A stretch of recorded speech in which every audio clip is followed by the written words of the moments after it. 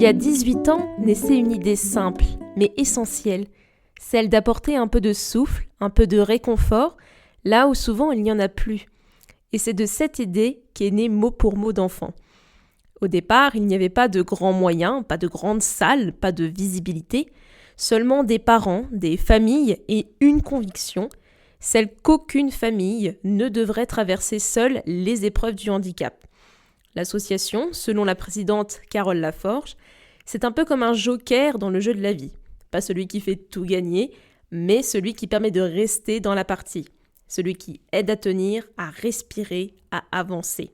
Je pense que c'est un trésor d'avoir quelque chose comme ceci dans une ville qui est quand même relativement petite, où le besoin est extrêmement tangible. On a un besoin extrême d'être accompagné, d'être suivi, d'être soulagé, rassuré, voilà.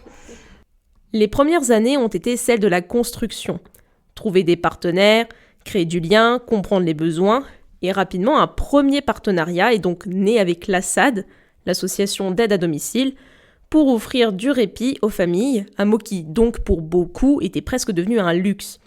Et puis il y a eu ces moments de solidarité assez incroyables, notamment comme l'opération Pour Marine qui a rassemblé des fonds pour les soins d'une jeune fille ou pour Axel afin de réaliser un rêve grâce à une mobilisation collective exceptionnelle. Mais très vite, une chose est apparue clairement. Pour durer, il fallait savoir s'adapter. Car les besoins changent et les familles aussi. Et ce qui est devenu la marque de fabrique de MPME, c'est justement cette capacité à se remettre en question, à évoluer sans cesse. C'est du sur-mesure en fait. Les réponses, elles sont adaptées à chaque cas, à chaque période, à chaque enfance. Et puis il y a eu un tournant. Un nouveau local qui se veut lieu ressource, plus grand, plus lumineux, au 22 rue de la Main de Fer à Caunes. Un lieu pensé comme un cocon, un espace de rencontre, d'accompagnement, de partage, et surtout rempli de ressources comme des livres, des jeux pour sensibiliser. Et l'inauguration devait être une fête, une nouvelle page donc. Mais c'était en février 2020, quelques semaines malheureusement avant le confinement. Et le Covid a frappé fort. Les activités ont été suspendues, les projets gelés, les familles isolées, et l'association s'est recentrée sur l'essentiel.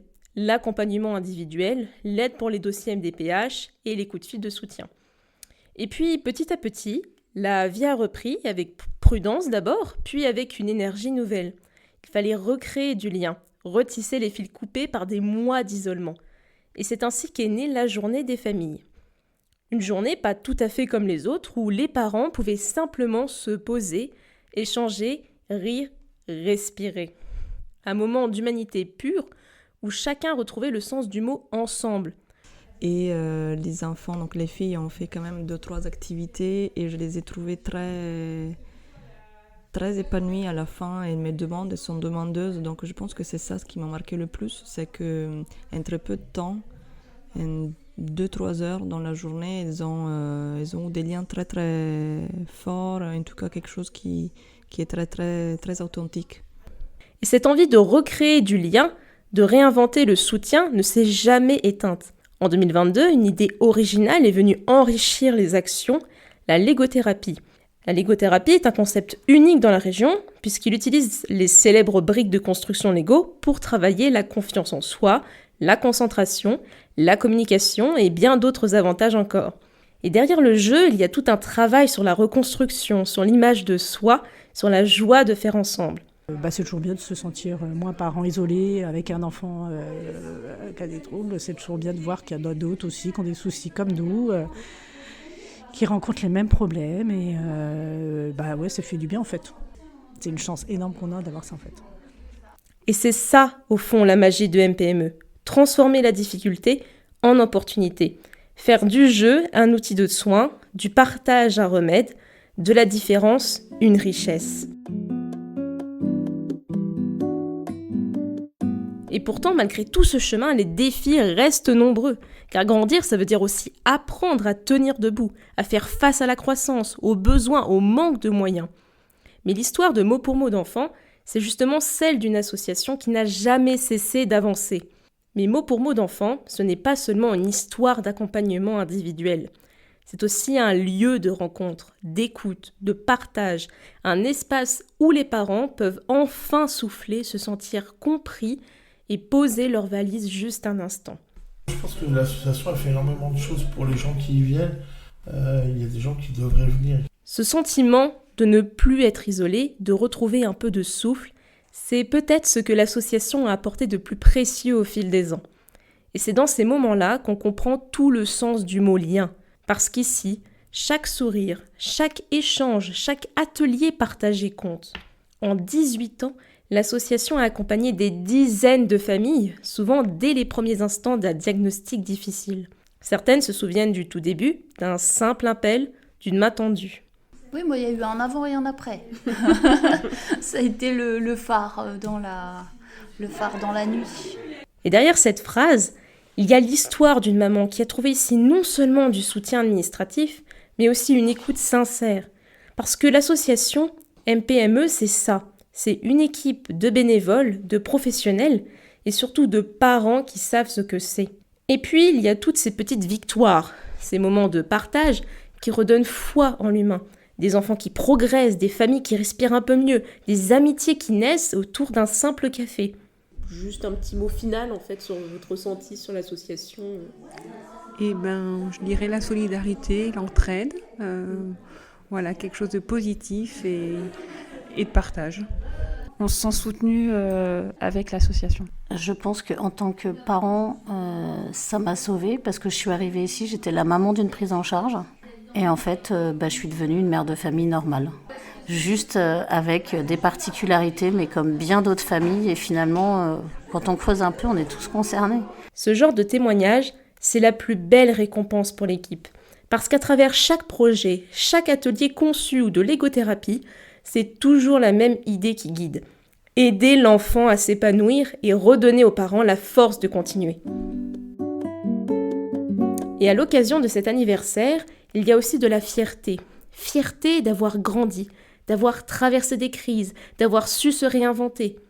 De voir les jeux inclusifs installés par exemple à Saint-Père, la salle multisensorielle qui fait toujours autant son effet waouh, ou même d'avoir influencé un parc comme le PAL à rendre ces espaces plus accessibles. Et pourtant, malgré tout ça, l'association elle garde les pieds sur terre. Les défis sont toujours là malheureusement. Le manque de moyens, la charge de travail, la recherche de bénévoles. Mais il suffit d'écouter ces mots pour se rappeler pourquoi elle continue, cette association. Si ça n'existait pas, on ferait quoi, clairement ? Enfin, il n'y a personne d'autre qui m'a apporté les réponses que j'ai pu avoir ici. Donc, oui, elle a toute sa place et même plus que ça. C'est que si ça n'existait pas, il y aurait un véritable trou dans les propositions et puis la réponse aux besoins. Alors pour ces 18 ans, Mot pour mot d'enfant ne souffle pas seulement des bougies. Elle souffle la reconnaissance, la solidarité, la persévérance et ce désir toujours intact, faire en sorte que chaque famille, chaque enfant puisse rester dans le jeu. J'ai trouvé ce qui était le plus enrichissant, c'était de pouvoir rencontrer d'autres parents qui vivaient les mêmes choses, d'avoir l'expertise de Carole en termes de démarche et d'accompagnement.